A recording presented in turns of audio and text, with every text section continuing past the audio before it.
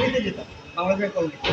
আম্মু সবসময় বলে দিত যে ওদিক দিয়ে হ্যাঁ এদিক দিয়ে জীবনে এই রুটটা।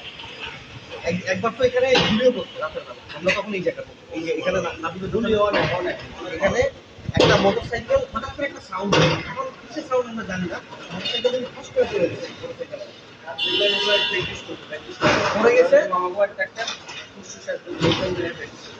পরে পড়ে যাওয়ার পরেই দেখলাম যে একজন মোটরসাইকেল উঠাইলো, উঠে টান দিয়ে চলে গেল। পরে মোটরসাইকেল আলা উঠলো, ওইটা কয় ভাই আমার একটু হাসপাতালে নিয়ে গেল।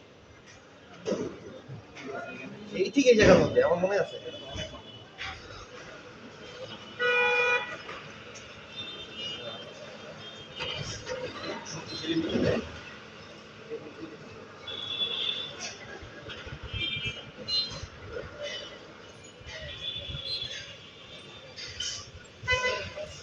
ভাঙতে শুধু বুঝলাম, কাজ ধরতে পারো যেহেতু ভাঙতে আছে কাজ ধরবো।